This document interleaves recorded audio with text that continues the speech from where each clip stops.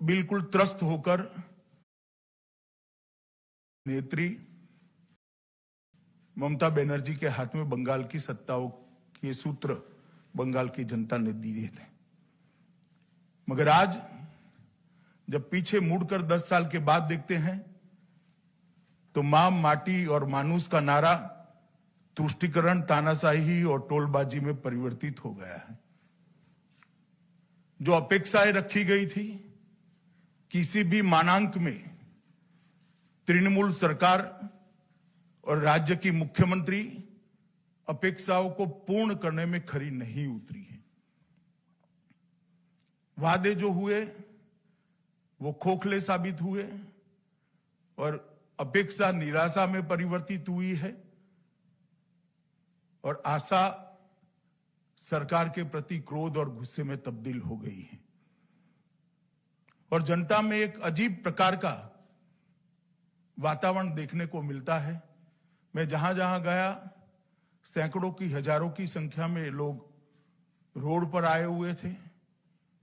जब वो भारत माता की जय, वंदे मातरम और जय श्री राम के नारे लगाते थे तो हमारे स्वागत के लिए कम थे, ममता जी पर गुस्से के कारण ज्यादा दिखाई पड़ते थे। एक आंख में तो ममता सरकार की विफलताएं और असंवेदनशील शासन के प्रति गुस्सा दिखाई पड़ता था और दूसरी आंख में मोदी जी के नेतृत्व में भारतीय जनता पार्टी ही इसको बदल सकती है, ऐसी आशा दिखाई पड़ती थी।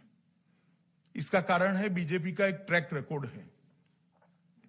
जहां जहां भारतीय जनता पार्टी का शासन रहा, चाहे वो बीमारू राज्य हो, पहले बिहार, राजस्थान, मध्य प्रदेश और छत्तीसगढ़ हमारा शासन आया, वहां पर हमने स्थिति को बदला है।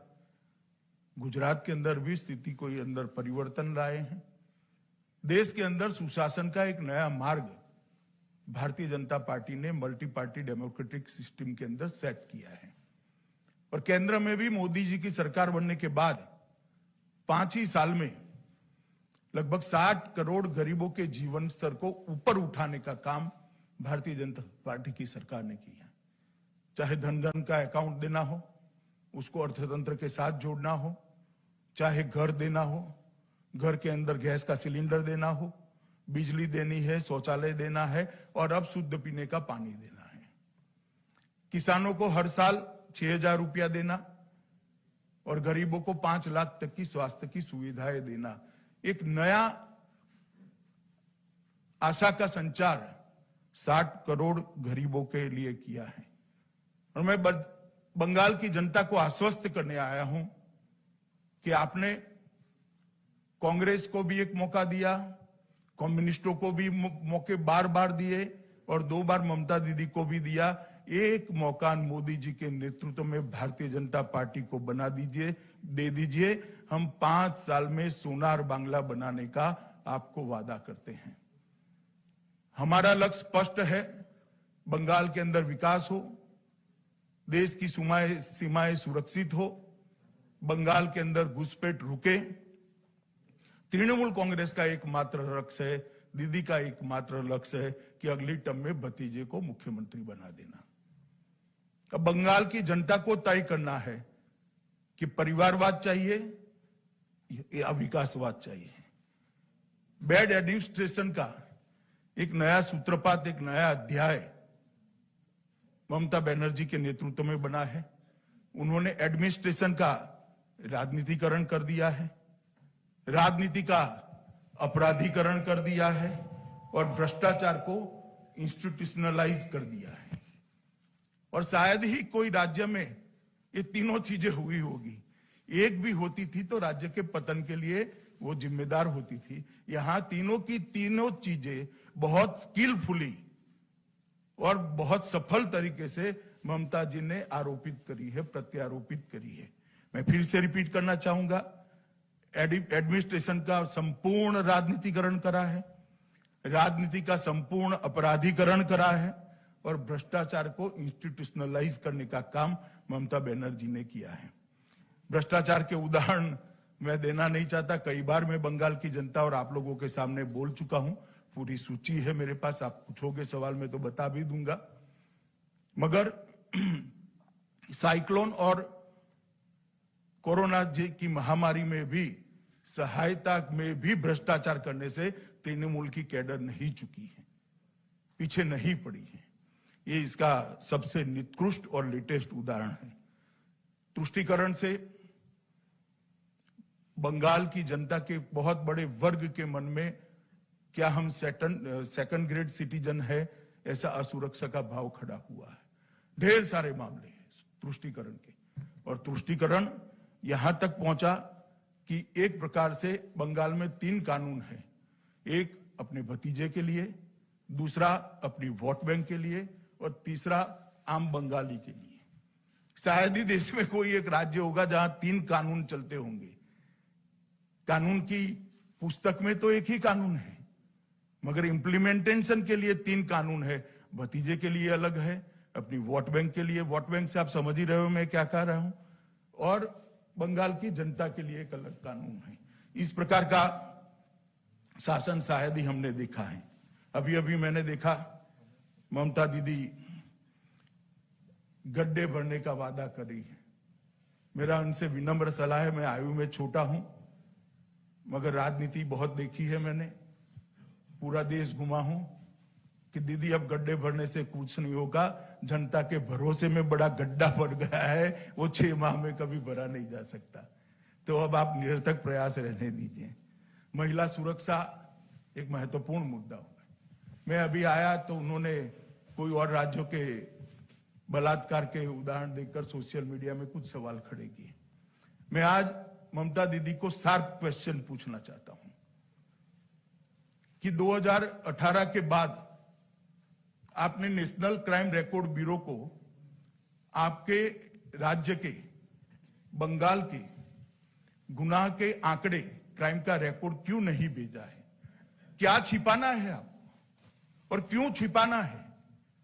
देश की जनता, दुनिया और बंगाल की जनता जानना चाहती है कि बंगाल के लॉ एंड ऑर्डर की सिचुएशन क्या है। क्यों आप नेशनल क्राइम रिकॉर्ड ब्यूरो को सब राज्य अपने आंकड़े भेजते हैं? भेजना नहीं चाहती हूं। मेरे पास 2018 के आंकड़े हैं। तृणमूल कांग्रेस के कार्यकर्ता, चूंकि मैं देश का गृह मंत्री हूं, मुझे पूछते हैं कि भाजपा शासित राज्य में क्या है।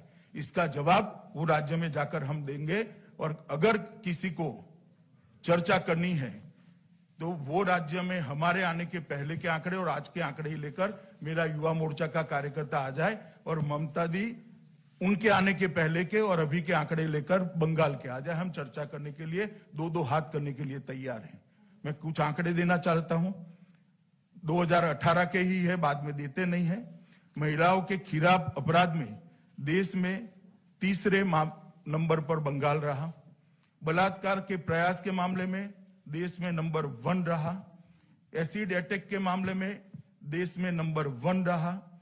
महिलाओं के गायब होने में देश में 2रे नंबर पर रहा। गायब महिलाओं को न ढूंढ पाने के मामले में देश में नंबर 1 रहे।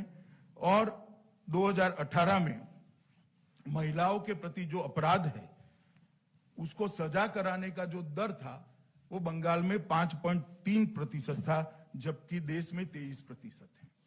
क्या ममता दीदी आप जवाब देगी? आप स्वयं एक महिला हो। बंगाल की जनता, बंगाल की महिला क्यों असुरक्षित है?